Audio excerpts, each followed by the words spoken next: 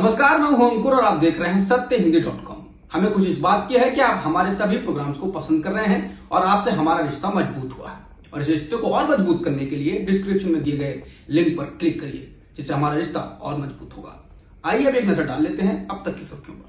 राहुल गांधी ने पीएम मोदी पर निशाना साधते हुए कहा है कि चुनाव तो सद्दाम हुसैन और गद्दाफी भी जीतते थे। राहुल गांधी की टिप्पणी मंगलवार को तब आई जब वो ब्राउन यूनिवर्सिटी के प्रोफेसर आशुतोष वार्ष्णेय संकाय के सदस्यों और छात्रों के साथ एक ऑनलाइन बातचीत में बोल रहे थे। राहुल से जब लोकतंत्र में गिरावट को लेकर सवाल पूछा गया तो राहुल ने कहा, भारत की स्थिति बदतर है, हमें उस बारे में किसी ठप्पे की जरूरत नहीं है। राहुल गांधी ने वैश्विक लोकतंत्र में भारत की घटती स्थिति के लिए प्रधानमंत्री मोदी पर हमला बोला। उन्होंने कहा कि सद्दाम हुसैन और गद्दाफी चुनाव कराते थे, वे उन्हें जीतते भी थे। ऐसा नहीं था कि वे मतदान नहीं कर रहे थे, लेकिन उस वोट की रक्षा के लिए कोई संस्थागत ढांचा नहीं था।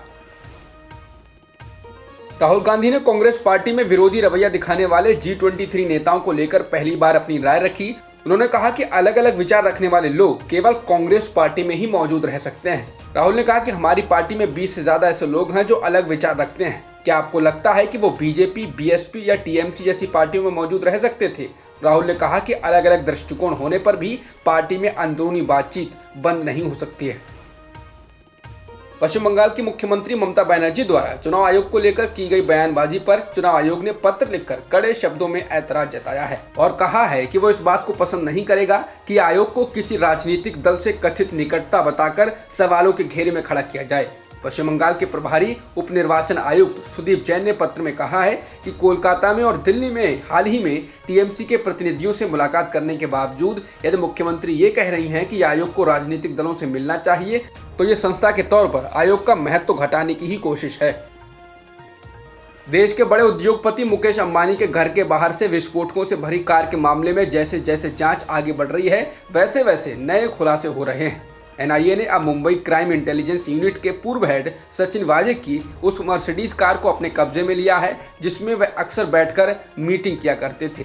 वाजे ने एनआईए के बड़े अधिकारियों के सामने खुलासा किया है कि जब भी वह हाई प्रोफाइल लोगों को मीटिंग के लिए बुलाते थे तो वो होटल, रेस्तरां या अपने दफ्तर में मीटिंग नहीं किया करते थे, बल्कि अपनी मर्सिडीज कार में ही किया करते थे।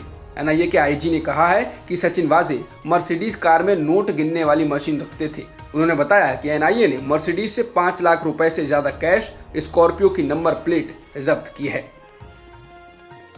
उद्योगपति मुकेश अंबानी की पत्नी नीता अंबानी को बनारस हिंदू विश्वविद्यालय यानी बीएचयू में विजिटिंग प्रोफेसर बनाए जाने के प्रस्ताव का छात्रों ने विरोध किया है। मंगलवार को छात्रों के एक समूह ने इसके विरोध में कुलपति आवास का घेराव किया। छात्रों का कहना है कि इससे विश्वविद्यालय द्वारा गलत उदाहरण पेश किया जा रहा है। उनका आरोप है कि विश्वविद्यालय के लोग सरकार के इशारे पर पूंजीपतियों के हाथ में विश्वविद्यालय को सौंपने की साजिश बना रहे हैं।